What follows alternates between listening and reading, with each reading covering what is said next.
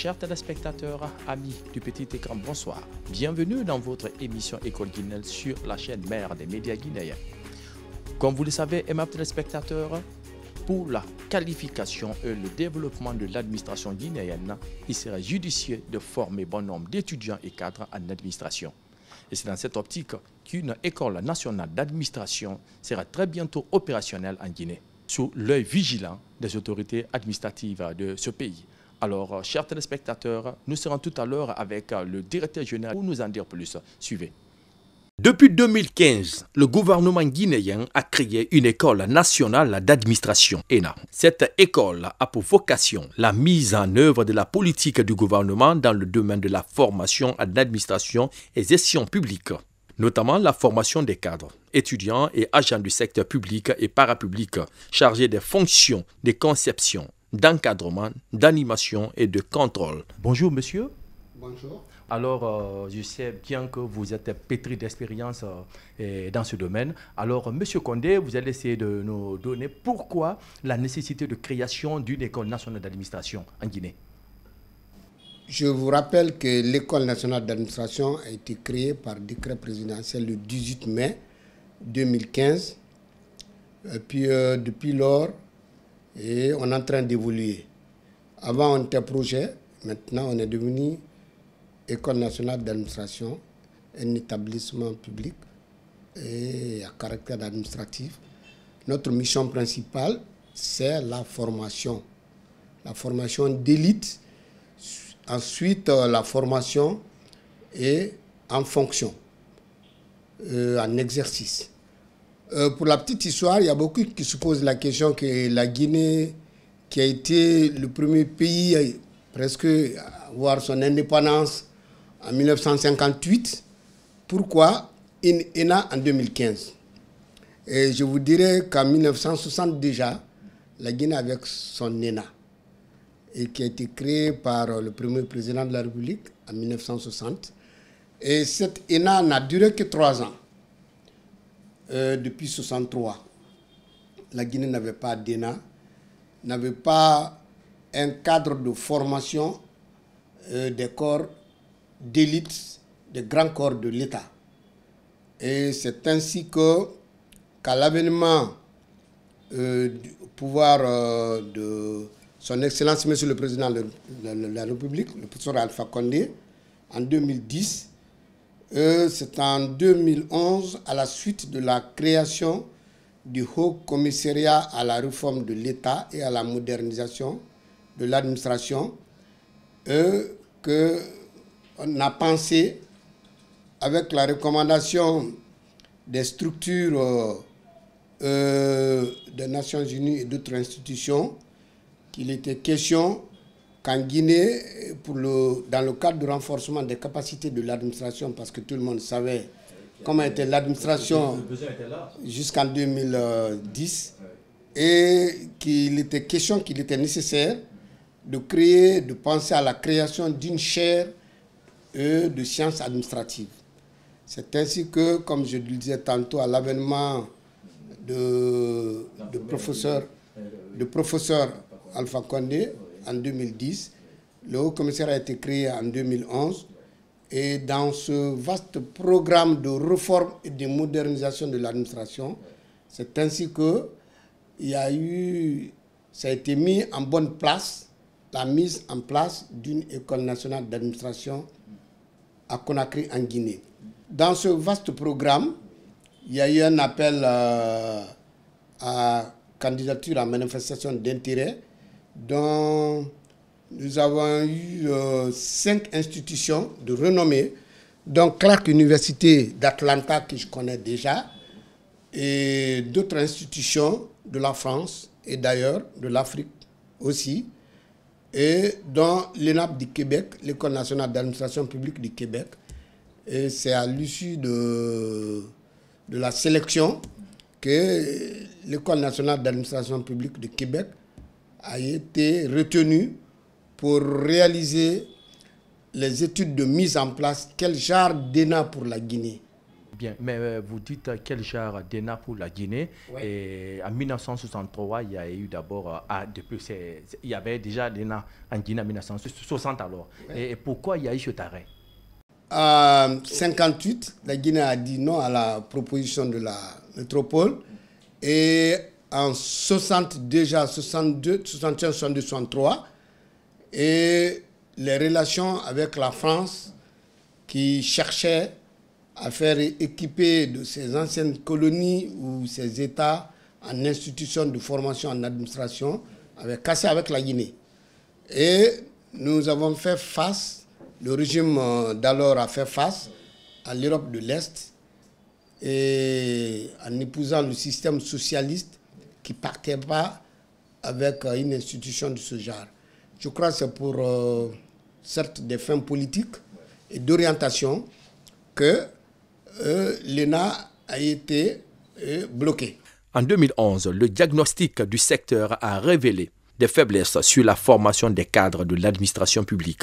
C'est pourquoi il a été question de trouver une institution de formation non seulement fiable, mais aussi capable de nous donner des fonctionnaires intègres, compétents et professionnels. C'est dans ce sens, d'ailleurs, qu'un partenariat a été ficelé entre l'École nationale d'administration publique, ENAP, de Québec et la Guinée, sous le leadership des différents ministres qui se sont succédés à la tête du département de la fonction publique. La création ou la mise en place d'une École nationale d'administration en Guinée rentre dans le cadre d'un vaste programme de réforme engagé depuis 2011 et pour réformer l'administration et la moderniser. Et l'objectif de la mise en place de l'ENA, c'est dans ce cadre, dans le cadre de la modernisation, du renforcement, à travers le renforcement des capacités aussi à travers la formation. Comme je vous le disais, la mission principale, comme toute école nationale d'administration, c'est la formation. La formation d'élite et la formation de masse. Bien, c'est toujours dans le cadre de l'excellence de l'administration. Et alors, quelles sont les perspectives et les avantages de cette formation et pour nos futurs cadres, disons les étudiants qui doivent bénéficier de cette formation? Ben, je dirais les fonctionnaires. Ouais, mais les étudiants peuvent postuler. Ben, pour une première phase, nous sommes d'abord avec les fonctionnaires. Et pour les 2 premières années, les 2 premières promotions, nous donnons la priorité aux fonctionnaires. Les avantages, ça permet, une école nationale d'administration, ça permet d'outiller, à travers la formation, d'outiller et les lauréats ou les fonctionnaires, les étudiants que nous allons former, pour qu'ils puissent conduire la gestion courante des affaires publiques. C'est l'avantage de la création d'une école nationale d'administration et des fonctionnaires en ensemble. Et spécifiquement, et vous avez une masse criarde de cadres intermédiaires et les cadres supérieurs, les deux en même temps, la formation d'élite pour les cadres supérieurs et la formation et un perfectionnement, un renforcement de capacité pour ces cadres supérieurs et les cadres de niveau intermédiaire, ça renforce les capacités pour avoir une administration efficace. La population guinéenne augmente de façon exponentielle et n'oubliez pas aussi que actuellement, ce qu'il faut comprendre pour la formation et la qualification de ces fonctionnaires, alors il faudrait réellement se baser sur les bons enseignants. Quels sont vos partenariats avec les enseignants qui viendront de l'étranger? Bon, les enseignants qui viendront de l'étranger, nous, quand on était en phase du projet, nous avons eu à accompagner, à former 20 vacataires. Parce que vous savez qu'une école nationale d'administration, c'est différent de l'université. C'est différent, c'est une école de l'État spécifique pour la formation des gens qui doivent servir dans l'administration. Et nous avons formé 20 vacataires en didactique du management au Canada et en préparatif pour le fonctionnement de l'École nationale d'administration. Donc pour la création de cette école, il vous faut réellement assez de moyens. Et quelles sont vos sources de revenus alors? Les sources de revenus, actuellement, on est un établissement public à caractère administratif. On s'occupe de la formation, comme les universités. Et nous bénéficions d'une substantielle aide de l'État sous forme de subventions non ventilées. Et à travers cette subvention, nous organisons nos cours, nous payons nos vacataires. Et actuellement même, nous avons un contrat avec l'ENAP du Québec qu'on a pu délocaliser la maîtrise d'excellence sur 2 ans. Nos sources de financement, pour le moment, c'est une école de souveraineté, c'est l'État. C'est l'État, comme je vous le disais, et c'est à travers la subvention non ventilée qu'on bénéficie comme tout TPA, établissement public administratif. Vous avez Gamal, vous avez l'université de Symphonia, toute institution ou établissement public de l'État, parce que notre mission, c'est de former. L'ENA de Guinée a commencé depuis le 10 septembre 2018. Ils sont en 2e année. À côté de cela, vous avez la filière statistique sur 2 ans, parce que c'était une nécessité avec une convention entre l'Institut national de la statistique de Guinée, l'École nationale supérieure de statistique appliquée d'Abidjan, sur un financement de l'Union européenne, parce que la Guinée en avait besoin. Depuis 60, on forme des mathématiciens, pas des statisticiens. Ce qui veut dire que les données qui proviennent de la source, quand vous prenez les enquêtes sur le nombre de ménages, nombre de ceci, cela à l'intérieur dans les préfectures, c'était des données approximatives. Mais avec la formation des jeunes statisticiens, et nous aurons des données fiables, crédibles. C'est même demandé par les bailleurs de fonds, c'est pourquoi l'Union européenne est en train de financer cette formation. Alors quels sont les critères de sélection de vos candidats? Bon, pour les candidats à la filière statistique, il faut avoir un diplôme de baccalauréat guinéen, le bac unique. Il faut avoir un diplôme, mais en sciences mathématiques ou expérimentales. Ensuite, chaque mois de décembre ou janvier, avec l'appui de l'École nationale de statistique d'Abidjan et l'Institut national de statistique, nous organisons un test pour recruter un certain nombre de candidats qui sont aptes, qui sont prêts et pour cette formation. Bien, je disais que vous êtes...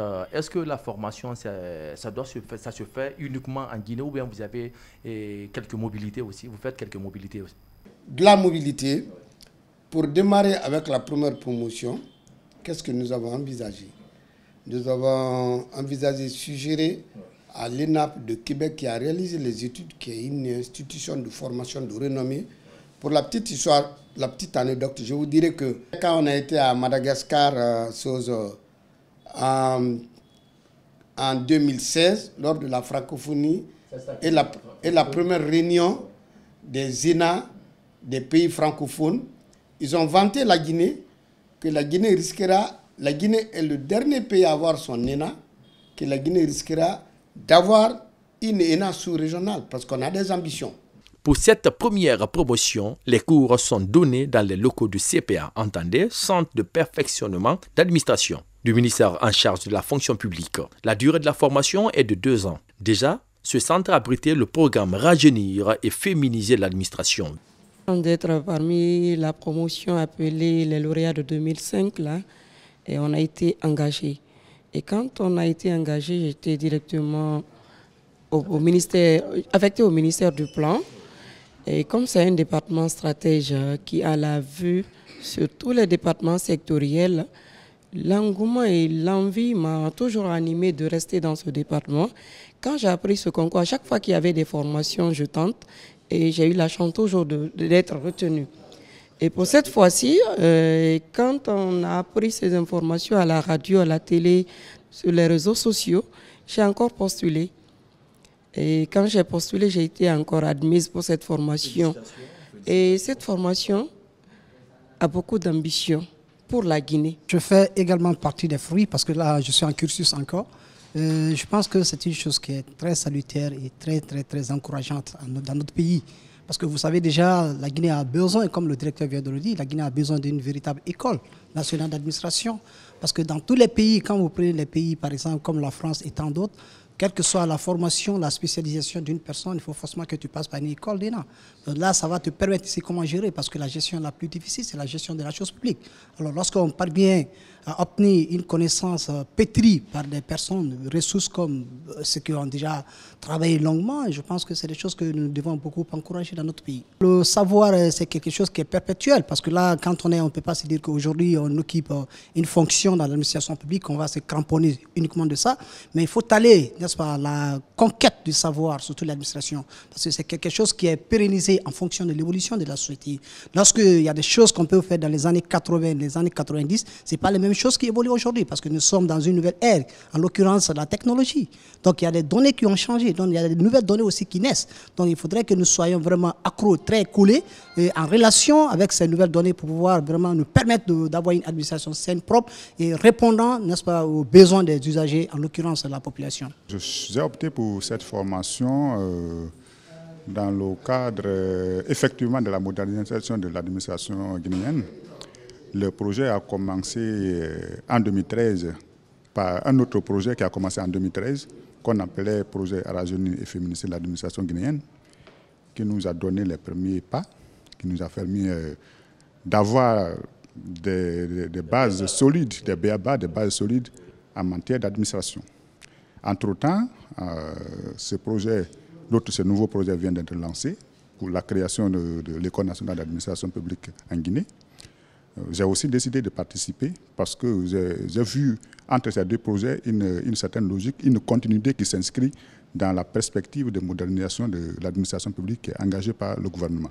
Au programme de l'École nationale d'administration de Guinée, on retient entre autres les principes et les enjeux de l'administration publique, management des organisations publiques, compétences et développement de carrière, éthique et intégrité dans les services publics, enjeux et défis actuels de gestion en administration publique, principes, processus et méthodes d'évaluation des programmes publics, droit de l'administration publique, gestion des statistiques, gestion des ressources humaines dans les administrations. On a donné à la Guinée pour des cours spécifiques, 3 cours. Vous avez le droit administratif guinéen, la gestion financière du secteur public guinéen et la gestion de changement. Et je vous dirais que la sélection des étudiants d'abord a été faite par l'ENAP de Québec. Sur les 399 dossiers, on a eu 30 dossiers qui ont été sélectionnés, qui actuellement suivent les cours. Après concours. Sélection des dossiers pour la première promotion. C'était une sélection très rigoureuse et ce n'était pas facile et pour quelqu'un de tricher. C'est une nouvelle méthode avec l'ENAP du Québec. La méthode qui a été utilisée? La méthode utilisée, et nous avons demandé un certain nombre de dossiers qui ont été déposés par les candidats, plus les fiches de salaire. Et ces dossiers, après sélection, nous avons été dans les différentes universités, vérifier ces relevés de notes, les diplômes et voir l'objectivité des lettres de motivation, les recommandations et des supérieurs. Franchement, ça a été une sélection très dure. Et c'est ce qui fait que je vous dirai à la fin, parce que vous voyez une médaille devant moi, que c'est à cause de tout cela que le produit qui est là dans la sous-région, quand j'ai été à Dakar, et l'ENA de la Guinée a bénéficié de la médaille d'or par la prouesse, la performance de ce que les étudiants sont en train de faire comme activité, parce qu'ils ont délocalisé, compte tenu de la performance et de la prouesse des étudiants, ils ont eu à décerner des prix. Et c'est l'ordre de... Ça, c'était pas seulement pour la Guinée, c'était pour tous les pays francophones, non? Non, j'ai dit que tous les pays francophones ont été invités. Mais en 2018, chaque année, chaque programme, il délocalise dans 2 ou 3, 4, 5 pays. Pour 2018, nous, on est de cette promotion. Le 10 septembre 2018, il y a eu 5 écoles nationales d'administration qui ont été sélectionnées dans l'Afrique francophone, dont les étudiants ont commencé les programmes avec les étudiants du Québec, le même programme. Mais parmi ces pays, les 5 pays de l'Afrique de l'Ouest, ou bien des pays de l'Afrique francophone, la Guinée se classe par la performance, c'est-à-dire les travaux qu'on donne aux étudiants, l'assiduité et la commodité, parce que nous, on est parvenu à faire avec notre budget, à installer un système de Wi-Fi où vous avez des cours en ligne, des cours en vidéoconférence. La salle de classe est là. Tout de suite, vous allez voir les installations qu'on a pu mettre et la performance qui est là, les cours en ligne, les cours en vidéoconférence. À partir de Québec, le professeur... Technologie, vous pouvez dire, parce qu'avec ces vidéoconférences, ça demande un débit important. Est-ce que, avec l'ARTP, vous parvenez au moins à gérer ce facteur? Bon, l'ARTP, on n'a pas contacté, mais pour le moment, nous sommes avec des fournisseurs privés. Vous avez l'Afribon, qui est notre fournisseur. On a un contrat d'1 an avec eux et qui se paie à chaque 3 mois. Mais nous avons une connexion de très haut débit. Le Wi-Fi est installé là. La salle est bien équipée, bien fournie. Qui parle de la formation en vidéoconférence, ça parle d'un débit important. C'est pourquoi nous investissons dans toutes ces utilités, parce que le monde est devenu un village planétaire. Bien, ça c'est une prouesse déjà pour la Guinée. Et quelle est la durée de la formation? Pour la maîtrise, parce qu'on a différents programmes. Je vous disais qu'au niveau de l'École nationale d'administration, il y a 2 années d'études prévues. En principe, une première année en trop. Non, c'est le diplôme de l'École nationale d'administration, communément appelé master ou maîtrise en administration. Vous avez 1 an en tronc commun pour l'ensemble des étudiants.